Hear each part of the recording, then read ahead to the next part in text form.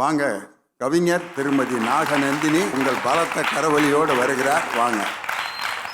உங்கள் அத்துணை பேருக்கும் முதற்கண் முத்தாய்ப்பான வணக்கத்தை தெரிவித்துக் கொள்கிறேன். என்ன பேசினாருன்னே புரியலிங்க. எனக்கு என்ன தோணுச்சுனாயா, எஃபில மனைவியை பத்தி ரொம்ப சோகமா ஒருத்தர் போஸ்ட் போடுறாங்க. அதுக்கு தென்காசியிலிருந்து ஒருத்தர் ரிப்ளை பண்ணாராம். அதுக்கு வீட்டில் போய் அந்த வீட்டம்மாட்ட சாரின்னு ஒரு வார்த்தை கேட்டா அந்த அம்மா சரின்னு சொல்லிட்டு போக போகுது. இது எதுக்கு போய் வெளியில போய் போட்டு ஏன் இன்னைக்கு பொது வெளியில விஷயத்த பேசுறாங்கன்னு நினைக்கிறீங்களா? கிடையாது. படம் பிடிச்சி எல்லாத்தையும் ஓப்பனா போட்டுடுறாங்க. இன்னைக்கு ட்ரெண்டிங்ல நம்பர் 1 என்ன தெரியுமா? ஃபேமிலி கண்டென்ட் தான்.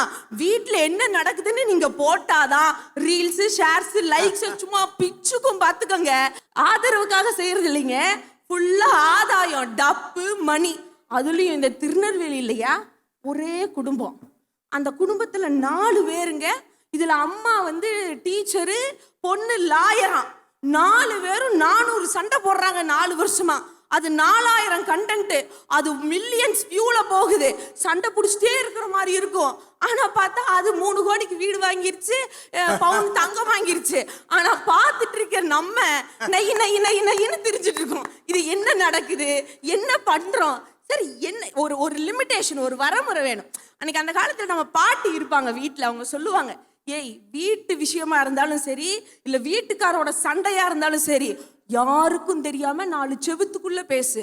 செவருக்கு கூட காது இருக்கும். அது வெளியே போச்சுன்னா மரியாதை கெட்டுன்னு சொன்ன பண்பாடு நம்ம பண்பாடு. ஆனா இன்னைக்கு அதை மாத்தி இதுக்கு மேல ஒண்ணு செய்வாங்க பாருங்க. ஐயா, இதை கண்டுபிடிச்சவன் மட்டும் கையில கிடைச்சான். ஒருத்தர் சொல்லிட்டு இருக்காரு, இதாங்க எங்க ஊரு கூமாப்பட்டி அப்படின்னு சொல்லி ஊரை ஃபேமஸ் பண்ணாரு. அதே மாதிரி இதாங்க எங்க வீடு, எங்களுடைய பங்களாவே இதுதான்னு. வீடு இப்படி இருக்கு, ஹால் அங்க இருக்கு, கிச்சன் அங்க இருக்கு.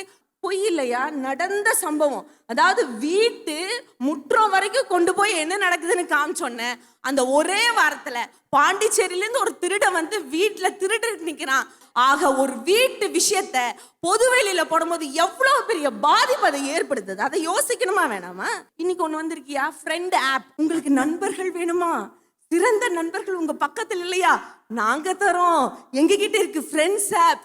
எவனே தெரியாது. திடீர்னு ஒரு அம்மா, உங்களுக்கு பேசுறதுக்கு ஆளே இல்லையா, உங்களுக்கு பேசணும்னு ஆசையா இருக்கா, நீங்க என்ன வேணாலும் என்கிட்ட பேசலாம், இந்த நம்பர்ல என்னை கூப்பிடுங்க. கூப்பிட்டு வந்தேன். ஜெயிலில் அன்றாயரோட உட்காந்துருக்கேன். அது எதுக்கு கூப்பிட்டுச்சோ, என்ன கூப்பிட்டுச்சோ யாருக்கும் தெரியல. இதை நம்பி போனை போட்டு எத்தனை பேர் வீணா போயிருக்கான். இது என்ன ஆப்புன்னே தெரியாது. இது அவனே அவனுக்கு வச்சுக்கிற ஆப்பு. ஒரு பெண், அவளுக்கான ஆடை சுதந்திரம், மேல் சட்டை கூடி போடக்கூடாதுன்னு இருந்த ஒரு காலம். உனக்கு யார் இந்த விதியெல்லாம் விதிக்கிறது? உனக்கான உரிமை, உன்னுடைய ஆடை எப்படி இருக்கணும்னு நீ டிசைட் பண்ணுங்கிறது. இது ஒரு பிறப்புரிமைன்னு சொல்லி தந்தை பெரியார் என்கிற அந்த பெருங்கலைவர் போராடி வாங்கி கொடுத்த அந்த ஆடை சுதந்திரத்தை புடவை கட்டுறது பெண்களுக்கு உரித்தான ஒரு விஷயம். அதை வீட்டுக்குள்ள செய்யணும். சொல்றதுக்கே ரொம்ப மன வருத்தமாவும் வெக்கி தலை குனிகிற அளவுக்கு இருக்கு. புடவை கட்டுறது ஒரு ஆண், அவன் வேற ஏதோ ஒரு நாட்டில இருந்து வருவானா, நம்ம வீட்டு பிள்ளைங்களுக்கு புடவை கட்டி கொடுக்கறத வீடியோ எடுத்து இன்னைக்கு பொதுவெளியில போடுறாங்க. அதுல லைக்ஸ் எடுக்கிறாங்கன்னு சொன்னா இதெல்லாம் தான் சார் ஆபத்துன்னு நாங்க சொல்றோம். ஆனா இன்னைக்கு ட்ரெண்டிங் என்ன தெரியுமா ஐயா? ஒரு டாக் ஷோ. அதுல ஒரு அம்மா சொல்லுதுங்க, நான் கல்யாணம் ஆகி 3 மாசம் ஆச்சுங்க, இப்போ குழந்தை பெத்துக்கிற மாதிரி எல்லாம் இல்லை, ஒரு 3 years கழிச்சு நான் குழந்தை பெத்துக்கலான்னு இருக்கேன். ஏமா, என்ன பிரச்சனை? ஏன் அதை நான் அப்படி தள்ளி போட்டிருக்கீங்க? நானும் என் வீட்டுக்காரும் லண்டன் வரைக்கும் போய் அங்க இருக்கிற சீனரியில முன்னாடி நின்று தனியா போட்டோ எடுக்கணும். ஏமா, குழந்தை வந்தா என்னமா பிரச்சனை? அது வந்தா டிஸ்டர்பன்ஸா இருக்கும் சார். ஓப்பனா பேசுறாங்கங்க. அந்த பக்கம் இருந்து ஒரு ஆண் சொன்னாங்க, இப்படிதாங்க அவங்க சொல்றாங்க, இவங்க சொல்றாங்கன்னு. என் மனைவியும் 1 வருஷம் குழந்தை வேணான்னு சொல்லி தள்ளி போட்டா. நடந்தது என்ன தெரியுமா சார்? 4 வருஷம் ஆச்சு. எத்தனையோ ட்ரீட்மெண்ட் எடுத்துட்டேன். இன்ன வரைக்கும் எனக்கு குழந்தை இல்லை. இன்னொருத்தங்க குழந்தையை கொஞ்சம் போது எனக்கு இப்படி ஒரு குழந்தை இல்லையேன்னு எனக்கு கஷ்டமா இருக்குன்னு சொல்றாங்கன்னு சொன்னா இதெல்லாம் எவ்வளவு பெரிய விஷயம். இதை தாண்டி குழந்தை பெக்கிறது இன்னைக்கு ஆபரேஷன் தியேட்டர் வரைக்கும் போய் அதை கூடி பொதுவெளியில போடுறீங்கன்னா, நான் தெரியாம கேட்கிறேன். நம்ம பாட்டிங்க சொல்லுவாங்களே, ஊரு 2 பட்டா கூத்தாடிக்கு தான் கொண்டாட்டம்னு சொல்லி இன்னைக்கு மொத்தத்தையும் கொண்டு வந்து போட்டு காமிக்கிறீங்களே. ஃபர்ஸ்ட் எல்லாம் எங்க ஊர் ஐயா சமையலுன்னா தான் மணக்கும். இன்னைக்கு சமையல்கார் பேரை சொன்னாலே சோஷியல் மீடியாவே அலறுது.